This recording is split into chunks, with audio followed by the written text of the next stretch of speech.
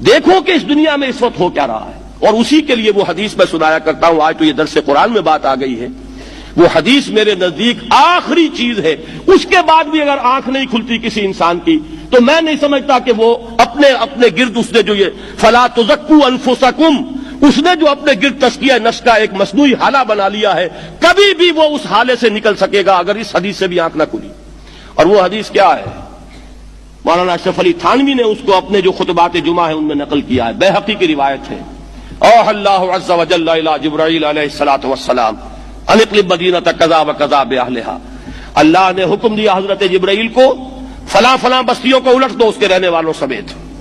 قال فقال، حضور نے فرمایا. اس پر حضرت جبرائیل نے عرض کیا بارگاہ خداوندی میں، ان فیھا عبدک فلانا لم یعصک طرفۃ عین.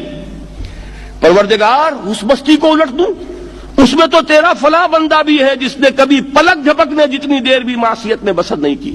اب آپ اندازہ کیجئے، یہ جو ہے نا اپنے آپ کو رگڑنا اور مانجنا اور پوری زندگی رگڑنے میں اور مانجنے میں لگا دینا. ہم بعض بزرگوں کے تذکرے میں سنتے ہیں اتنے اللہ والے تھے کہ ان کا گھوڑا بھی کوئی مشکوک دانہ نہیں کھاتا تھا، اور وہ خود جو ہے وہ انگریز کی عدالت میں بیٹھے ہوئے اور انگریز کی نوکری کر رہے تھے. یہ ہے وہ مائکروسکوپک اور مائکروسکوپک کا عدم توازن.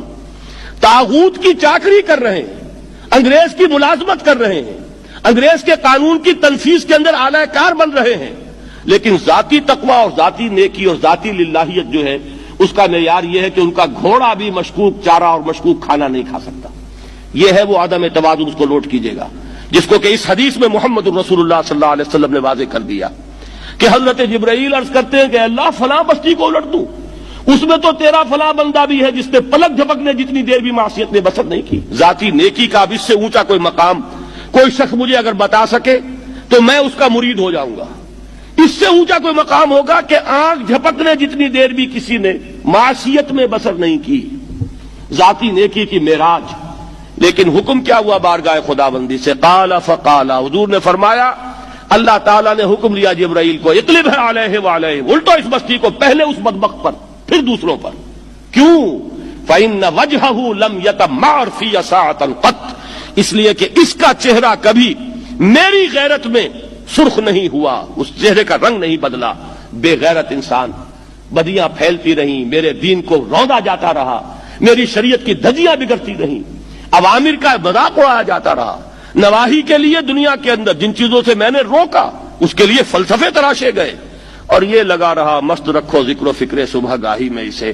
یہ سوائے ذاتی اپنے اس اصلاح کے اور ذاتی تقویٰ کے اور ذاتی نیکی کے اور ذاتی عبادت گزاری کے یہ میدان میں نہیں آیا، اس کا خون نہیں کھولا کبھی، اس کے چہرے کا رنگ متغیر نہیں ہوا، لہذا یہ دوہرا مجرم ہے.